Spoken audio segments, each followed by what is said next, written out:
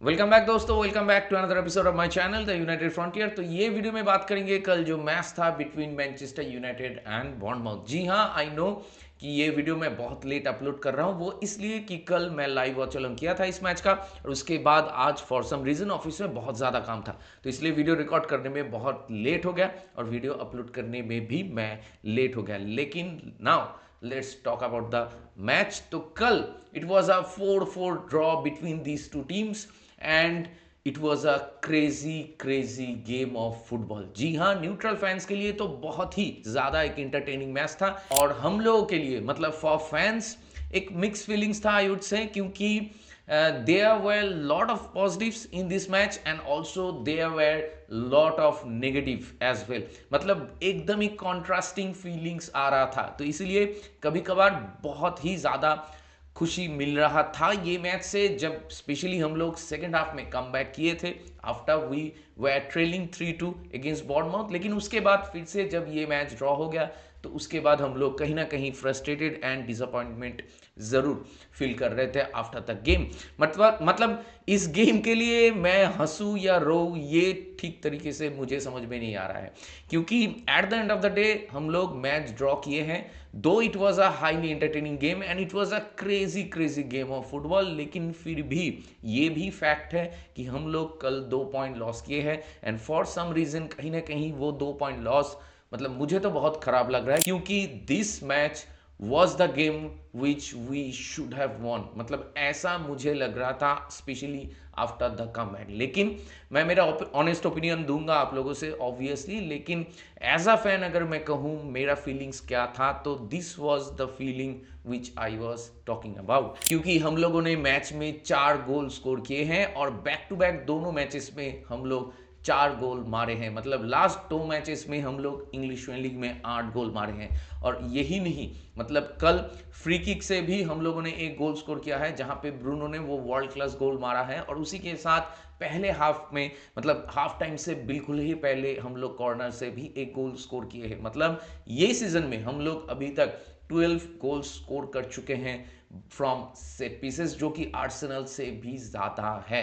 तो आप समझ ही सकते हो कि हम लोग सेट पीसेस में इस साल कितना ज़्यादा अच्छा कर रहे हैं। दूसरी तरफ सेट पीसेस से हम लोग गोल भी खा रहे हैं, वो अलग बात है। लेकिन और एक चीज़ जो पॉजिटिव है वो ये कि कल 4 गोल मारने के बाद ये सीजन में अभी 16 मैचेस खेलने के बाद इंग्लिश प्रीमियर लीग में हम लोग अभी 30 गोल मार चुके हैं, जो कि second highest number of goals हैं। मतलब लास्ट कौन से सीजन में हम लोग 16 मैचेस के बाद 30 गोल मारे थे, क्या आप लोगों को याद है? मेरे ख्याल से 2 सीजन पहले एरिक टेना के अंडर जब हम लोग थर्ड में फिनिश किए थे, उस सीजन में शायद हम लोग 30 के आसपास थे आफ्टर 16 मैचेस। लेकिन if I am not wrong 30 नहीं था। तो ये सीजन में 30 गोल मारे हैं, जो कि सेकेंड हाईएस्ट गोल है बाय एनी क्लब, और उसी के साथ आर्सेनल भी 30 गोल मारे हैं, और मैनचेस्टर सिटी एक लौती टीम है जो 30 से ज़्यादा गोल मारे हैं। If I am not wrong वो लोग 38 गोल्स मारे हैं अब तक 16 मैचेस में। तो एक तरफ आर्सेनल जैसे हम लोग 30 गोल मारे भी हैं ये सीजन में 16 मैचेस में, और दूसरी तरफ आर्सेनल एंड मैनचेस्टर सिटी को कंबाइन करके अगर आप देखो कि ये दोनों क्लब अभी 16 मैचेस में जितने सारे गोल कंसीड किए हैं उसका टोटल आता है आपका 26। तो हम लोग दूसरी तरफ 26 गोल्स कंसीड भी किए हैं ये 16 मैचेस में। तो इस चीज को अगर मैं सम अप करके कहूं तो वो कुछ ऐसा है कि we have got very brilliant attackers of Champions League level, और दूसरी तरफ we also got very bad defenders वो आर चैंपियनशिप लेवल। तो आप समझ सकते हो कि कितना ज़्यादा डिफरेंस है, और यही दिक्कत है कि हम लोग कल वाला मैच 4 गोल मारने के बाद भी हम लोग मैच से 3 पॉइंट लाने में नाकामयाब रहे, और दूसरी तरफ मैच जिस हिसाब से ख़त्म हुआ, क्योंकि एंड में जाते हुए सब लोगों को मालूम है कि Senne Lammens pulled off 2 brilliant saves, नहीं तो कल वाला मैच हम लोग हार भी सकते थे, और अगर हार जाते तो वो इससे भी बदतर होता। तो इसीलिए I am glad eight the end of the day कि हम लोग ये मैच हारे नहीं, जो इंपॉर्टेंट है कि अगर आप मैच नहीं जीतते हो ठीक है, लेकिन मैच हारना मत, क्योंकि यही एक पॉइंट सीजन में एंड में जाते हुए बहुत ही इंपॉर्टेंट होने वाला है। क्योंकि अगर आप देखो जिस मैनर से ये सीजन पेंड आउट हो रहा है, तो बहुत सारे टीम्स मतलब बहुत क्लोज है ऑफ मैनचेस्टर यूनाइटेड, एंड बहुत सारे teams together are fighting for top 5 places. जी हाँ, स्पेशली अगर मैं नंबर 4, नंबर 5 और नंबर 6 ये 3 पोजीशंस की मैं बात करूं तो ये तीनों पोजीशंस के लिए बहुत सारे टीम्स एक साथ फाइट कर रहे हैं, तो इसीलिए एक पॉइंट भी बहुत ही इंपॉर्टेंट है। लेकिन अगर मैं बिगर पिक्चर के बारे में बात करूं वो ये कि अगले गेम वीक में हम लोग का मैच है एक माइटी एस्टन विला टीम के अगेंस्ट में, और वो भी एवे मैच विला पार्क में। तो वो मैच अगर आप सोच के देखो तो Aston Villa currently most in form team in English Premier League. Last 5 matches में से पांचों मैच वो लोग जीत चुके हैं, और लास्ट के 9 मैचेस में शायद वो लोग अनडिफिटेड है, सिवाय लिवरपूल वाला match, if I am not wrong. तो एनीवे, एस्टन विला जैसे एक बहुत ही खतरनाक टीम के अगेंस्ट में अगर आप लोगों का मैच है इन नेक्स्ट गेम वीक, तो उससे पहले वाला मैच जहां पे ओल्ड ट्रैफर्ड पे मैच था और एक स्ट्रगलिंग बॉर्नमाउथ टीम जो कि एवे गेम्स में स्पेशली स्ट्रगल कर रहे हैं पिछले 5-6 मैचेस की अगर मैं बात करूं तो ये मैच आप लोगों को कायदे में देखा जाए तो जीतना चाहिए था। और ये मैच में हाउ ऑन अर्थ 3 बार लीड लेने के बाद भी we gave away that lead, मुझे अभी भी समझ में नहीं आ रहा है। तो that's why it was an crazy game of football. मतलब जैसा मुझे याद है कि बहुत दिन पहले जब अशरफ खेला करते थे आर्सेनल में, तो उस वक्त एक एवे मैच था आर्सेनल का आपका न्यूकैसल के साथ, तो वो मैच में भी ऐसे 4-4 स्कोर लाइन था, तो उस मैच का याद आ रहा था मुझे कल। लेकिन ये सीजन में ये मैच में दोनों टीम जितने सारे अटेम्प्ट्स थे कल, मतलब 38 के आसपास या फिर उससे भी ज़्यादा अटेम्प्ट्स थे, तो ये जो नंबर है this is the highest of any game played in this season. तो अगर एंटरटेनमेंट के बारे में बात किया जाए, ड्रामा के बारे में बात किया जाए, तो वो कल के मैच में भर भर के था। लेकिन अगर आप यूनाइटेड के फैन हो जस्ट लाइक मी, तो आई कैन अंडरस्टैंड कि eight the end of the day you will be little bit of frustrated and you will feel little bit disappointment just like me. लेकिन इसके लिए I won't blame Ruben Amorim, क्योंकि कल वाले match में हम लोग बहुत ही फ्लेक्सिबल सिस्टम में खेल रहे थे। हम लोग मतलब शुरू तो किए थे जो कन्वेंशनल हम लोग का फॉर्मेशन है उससे ही, लेकिन मैच में अगर आप लोग को याद हो तो पहले हाफ में we played some brilliant football. मतलब there were multiple waves of attacking playing from Manchester United which we saw in yesterday especially in the first half। जी हाँ, फर्स्ट हाफ में जो फुटबॉल हम लोगों से देखने को मिला वही फुटबॉल का डिमांड हम लोग एज ए फैन करते हैं फ्रॉम मैनचेस्टर यूनाइटेड, वही काउंटर अटैकिंग स्टाइल। और उसी के साथ जब काउंटर अटैक हम लोग ना भी कर रहे हो, गेम को कंट्रोल कर रहे हैं, बॉल पोजीशन को कंट्रोल कर रहे हैं, उस वक्त भी हम लोग बिल्ड कर रहे हैं और एक के बाद एक चांस क्रिएट कर रहे हैं और अटैक कर रहे हैं नॉन स्टॉप, और बॉर्नमाउथ के ऊपर बहुत ज़्यादा प्रेशर क्रिएट कर रहे थे। तो जो फ्री फ्लोइंग फुटबॉल कल फर्स्ट हाफ में हम लोगों से देखने को मिला, और उसके साथ जो गेम को हम लोग जिस मैनर से डिक्टेट कर रहे थे वो लाजवाब था। और इसी के साथ अगर मैं फर्स्ट हाफ की फुटबॉल की बात करूं तो इट वॉज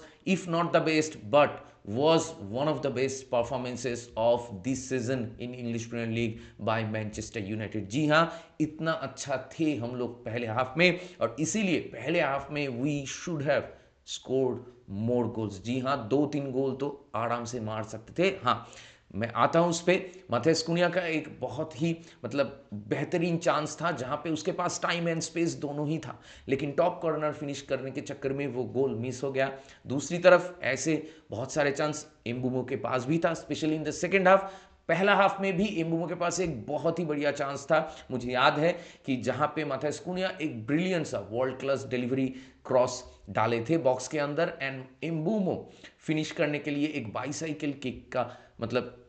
अटेम्प्ट लिया था, और वो गोल अगर हो जाता तो भाई साहब it could have been one of the best goals of this season in English Premier League. लेकिन वो गोल मतलब डिफिकल्ट था, बहुत ही डिफिकल्ट चांस था, तो वो गोल हुआ नहीं, कोई बात नहीं। लेकिन सेकेंड हाफ में एम्बुमो के पास मतलब अपॉर्चुनिटीज तो थे जहाँ पे he should have done better, क्योंकि एम्बुमो का गेम अगर पहला हाफ को मैं निकाल दूँ तो सेकेंड हाफ में एम्बुमो का गेम बहुत ही एवरेज था। कल डिफेंडर्स का भी गेम बहुत ही एवरेज था, मतलब Luke Shaw here and there बहुत ही बढ़िया कर रहा था, and Diogo Dalot was once again one of the best players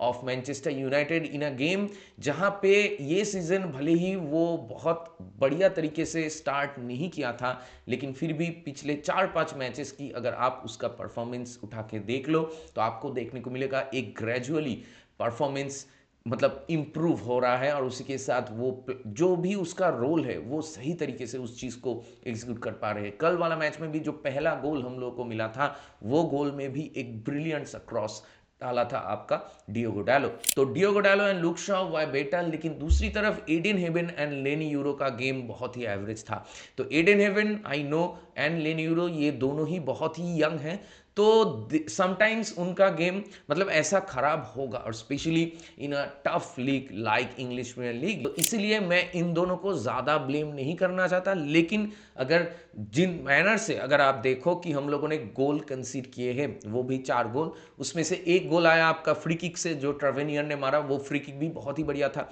तो वहाँ पे कुछ कुछ लोग शॉन लाइमंस को आप मतलब कह सकते हो कि he should have done better, क्योंकि उसका रिएक्शन टाइम थोड़ा ज़्यादा था, लेकिन फिर भी I won't blame him that much, क्योंकि अगर वो नहीं होता तो लास्ट स्टॉपेज टाइम में जाते हुए जो दोनों चांसेस बॉर्नमाउथ ने क्रिएट किए थे, वो दोनों चांसेस अगर फिनिश हो जाता तो हम लोग मैच हार जाते। लेकिन फिर भी अगर देखा जाए तो वो गोल को अगर आप हटा दो तो वो गोल को छोड़ के बाकी जो 3 गोल हम लोगों ने कंसीड किए हैं, पहले हाफ में सिमेनो ने जो गोल मारा है आउट ऑफ नोवेयर, क्योंकि हम लोग गेम में इंटायरली गेम को हम लोग कंट्रोल कर रहे थे and Bournemouth were nowhere near the game। लेकिन फिर भी एक छोटा सा गलती हो जाता है फ्रॉम लुक शॉ, जहां पे एक मतलब मैं कहूँगा सॉफ्ट शोल्डर टैकल से वो बॉल लूज कर देता है, वो भी विंग पे, लेकिन उसके बाद भी there were lot of space to cover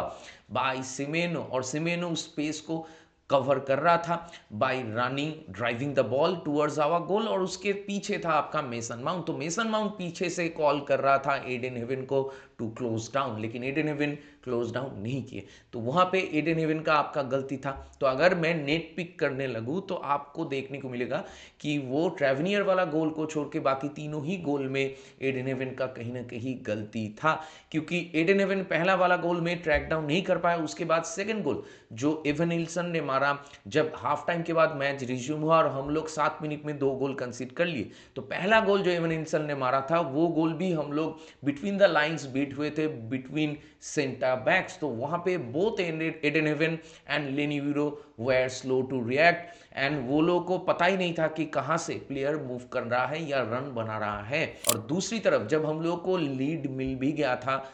through माथास कुनिया, 4-3 हो गया था स्कोर लाइन और सिर्फ 10 मिनट बाकी था, उसके बाद जब आपका कुरूपी आए और वो लोग और एक गोल मार के चले गए उसके बाद, तो वो वाला टाइम में भी अगर आप देखो तो एडन हेवन मतलब fail to mark that player, और आमद भी वहां पे आ गया था टू चार्ज दैट मैन, मेरे ख्याल से एडम्स था, लेकिन फिर भी आमद वॉज स्लाइटली अनलकी, क्योंकि एडम्स ने जो बॉल खेला था वो आमद के पैर से डिफ्लेक्ट होके बॉल आपका गया था क्रूपी के पास। तो इसीलिए आई वुड से आमद वाज स्लाइटली अनलकी, लेकिन फिर भी Ayden Heaven should have done better. लेकिन जैसे कि मैं कह रहा हूं तो कि निट पिक करने लगो आप तो आप ऐसे प्लेयर्स को ब्लेम कर सकोगे, लेकिन ये सही वे नहीं है। वो इसलिए कि Ayden Heaven is a very very young lad and we know कि we terribly missed Matthias de Ligt। जी हाँ, one of the best defenders of Manchester United in this season. अगर डिलीट नहीं भी रहता, हैरी मैगवायर रहता तब भी चलता, लेकिन हैरी मैगवायर भी नहीं था। तो ये दोनों एक्सपीरियंस प्लेयर्स ना होने की वजह से हम लोग को एडन हेवन को खिलाना पड़ रहा था। लेन्यूरो के साथ भी हम लोगों ने मैच शुरू किया था, लेकिन हो ही सकता है कि कभी कभार ये सारे यंग प्लेयर्स ऐसे गलतियां कर दें, क्योंकि EPL is a not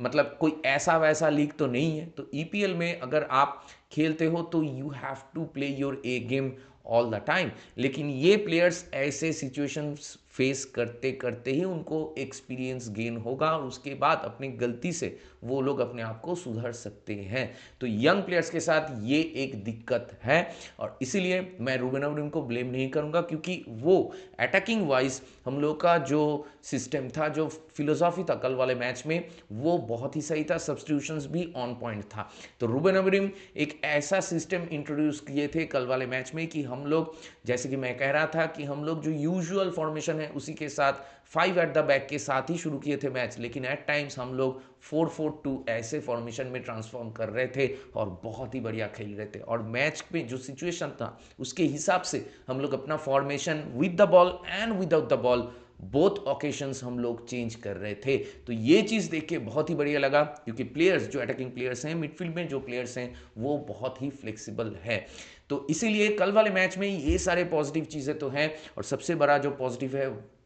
which is obviously mister Manchester United. जी हाँ, Bruno Fernandes yesterday's game also showed us once again why he is the most important player of Manchester United, why he is the best player of Manchester United। मतलब कल match में जब हम लोग second half में 2 consecutive goals कंसीड करने के बाद हम लोग मैच में पीछे चले गए थे, हम लोग मैच को चेस कर रहे थे, उसके बाद भी ब्रूनो ने क्या लाजवाब फ्री किक डिलीवर किया है। मतलब मैं उस वक्त लाइव वॉच अलोंग में ये चीज़ कह रहा था कि वो सिमिलर पोजीशन से मेसन माउंट ने भी क्रिस्टल पैलेस के अगेंस्ट में वो फ्री किक मारा था, लेकिन ब्रूनो क्या यहाँ से एक गोल मार सकता है? और ब्रूनो वहाँ पे मतलब ट्राविनियर का शॉट भी बहुत ही बढ़िया था वो फ्री किक, लेकिन ब्रूनो का फ्री किक एकदम एक वर्ल्ड क्लास फ्री किक था, एकदम टॉप राइट कॉर्नर में उसने फिनिश किया है। और जो सिचुएशन था मैच पे, उस सिचुएशन में डिलीवर करना बहुत ही बड़ी बात है। तो इसीलिए ब्रूनो के लिए I am very very happy. सबको ही मालूम है कि ब्रूनो का इंटरव्यू आ गया है, लेकिन अगर for the matter of context मैं आप लोगों से ये कहना चाहता हूँ कि ब्रूनो का ये जो इंटरव्यू है, ये इंटरव्यू अभी रिसेंट नहीं है, ये मतलब पुराना इंटरव्यू है जो कि अभी पोर्टुगल में रिलीज हुआ है कल वाले मैच के बाद। तो इसीलिए don't get things wrong ideas और मिसअंडरस्टैंड मत कीजिएगा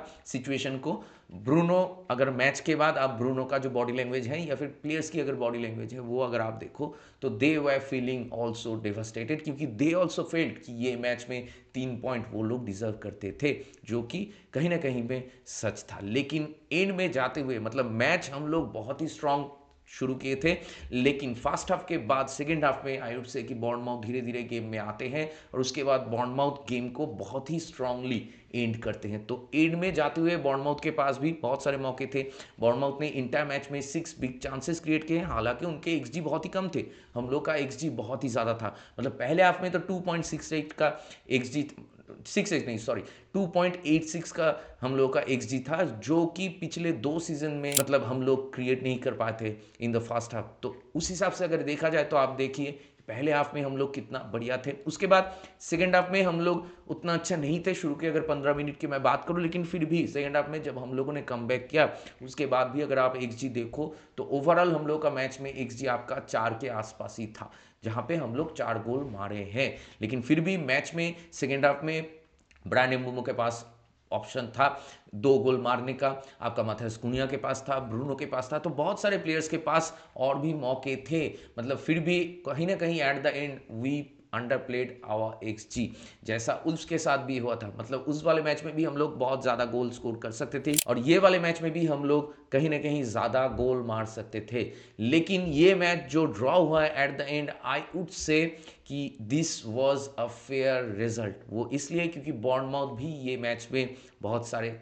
मतलब चांसेस बनाए थे। तो यही मेरा पॉइंट है कि ये मैच कोई भी टीम जीत सकता था। ये वाला मैच कल मैनचेस्टर यूनाइटेड भी जीत सकता था, ये वाला मैच कल बॉर्नमाउथ भी जीत सकता था। और इसीलिए इंग्लिश प्रीमियर लीग बहुत ही कम्पिटिटिव एंड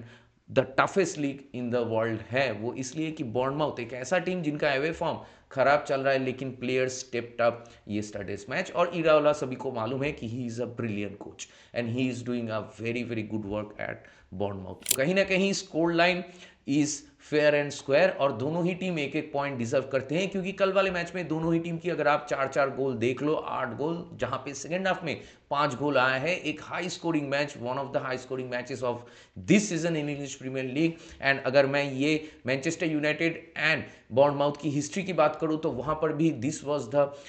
मैच जहां पे सबसे ज्यादा गोल स्कोर किया है दोनों ही टीम ने। तो आप समझ सकते हो कि it was an epic game of football in English Premier League, जहां पे फ्यूचर में जाके ये मैच को one of the classic games माना जाएगा। तो इसीलिए आप समझ सकते हो कि ये मैच इंटरटेनमेंट वैल्यू की तरफ से अगर मैं बात करूं तो इंटरटेनमेंट वैल्यू ये मैच का बहुत ही ज़्यादा था। लेकिन गेम मतलब कोई भी मैच इंग्लिश प्रीमियर लीग में आसान नहीं होता है, and eight the end of the day इसीलिए एक पॉइंट से ही हम लोग को खुश रहना होगा। और दूसरी बात तो ये कि प्रॉब्लम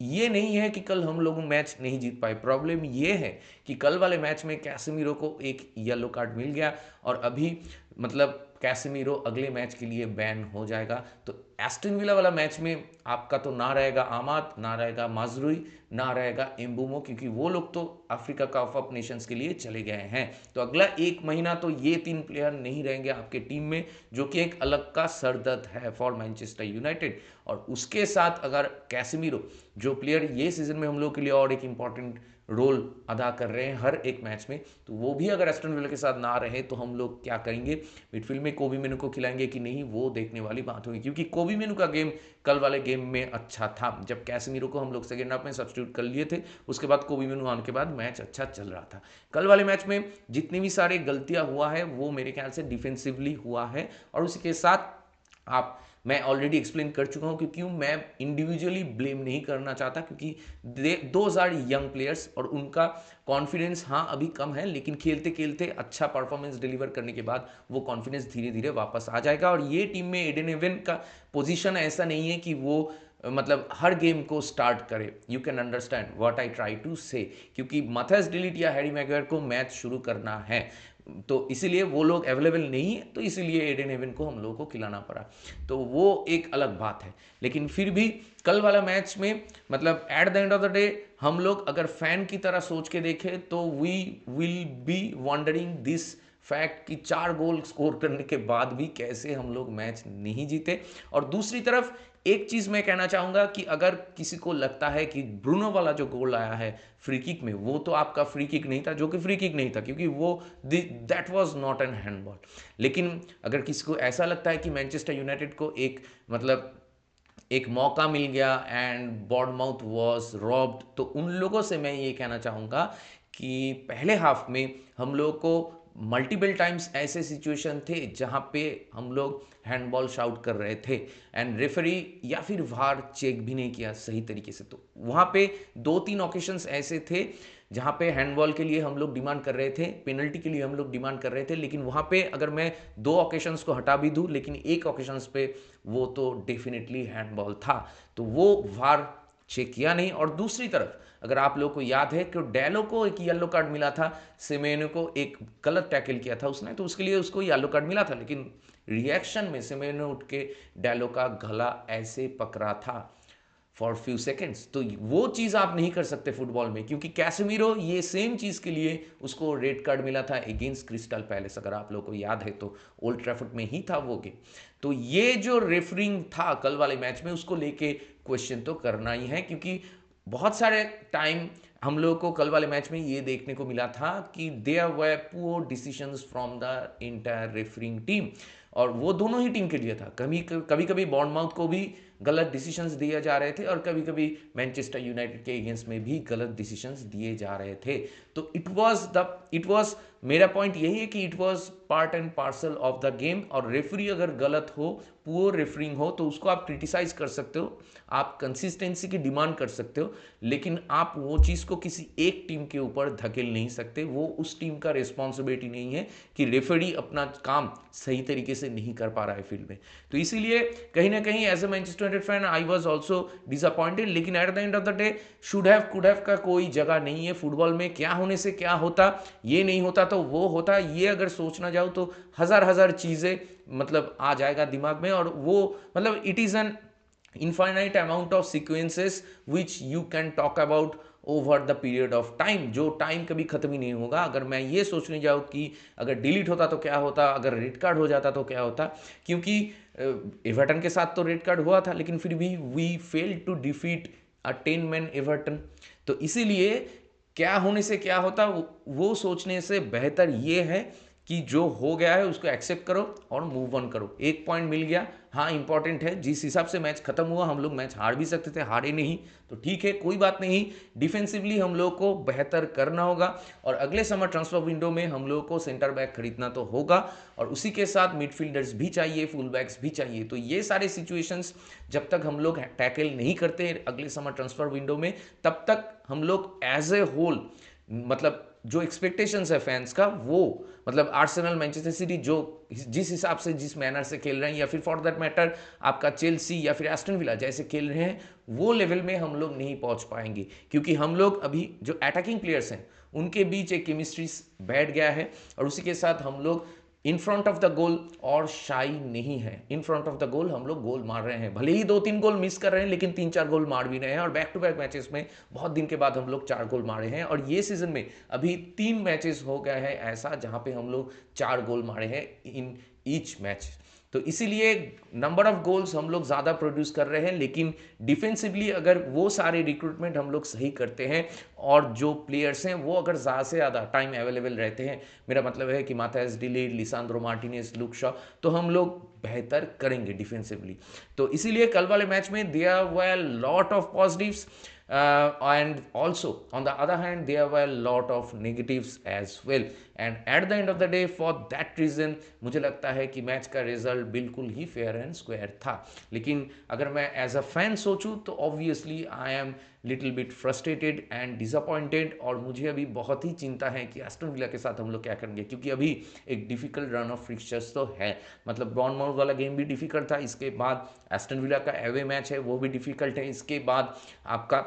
न्यूकैसल के साथ होम मैच है, और न्यूकैसल के साथ भी अगर आप देखो पिछले 3-4 साल में हम लोग अच्छा नहीं किए हैं, बॉर्नमाउथ के साथ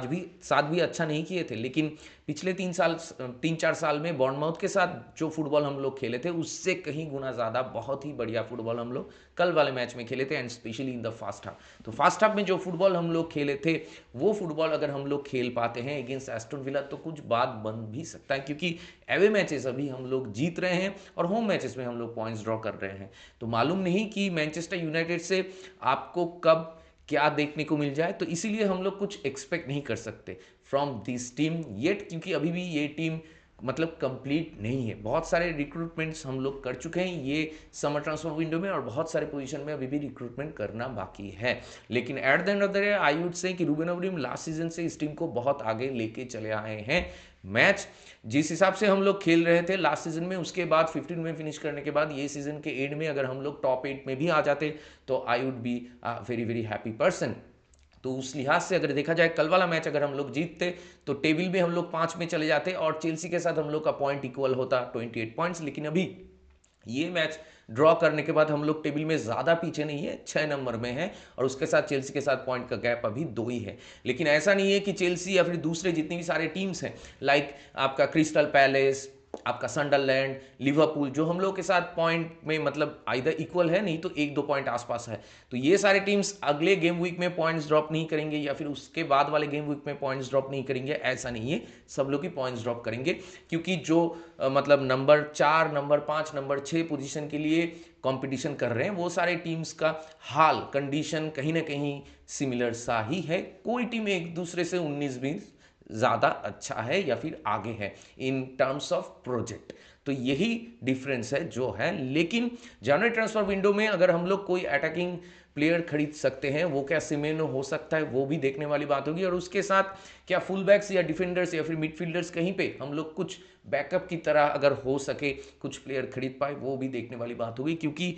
एक महीना अगर आपके पास एम्बुमो ना रहे, आमाद ना रहे, तो दिक्कत तो है। तो अभी ये देखने वाली बात होगी कि ऊपर हम लोग का फॉर्मेशन क्या होगा, क्या ऊपर Mason Mount and Cunha and Sesko खेलेगा। शेस्को कल आ गया है वापस, तो ये एक पॉजिटिव चीज़ है, और मेरे ख्याल से लिसांड्रो मार्टिनेज भी गेम शुरू करेगा अगेंस्ट एस्टन विला, और अगर डिलीट या मैगवायर में से कोई एक आ जाए तो मुझे थोड़ा बहुत शांति तो मिलेगा। तो वो देखने वाली बात होगी, क्योंकि अभी जैसे कि मैं कह रहा था एस्टन विला के साथ एक डिफिकल्ट मैच है, उसके बाद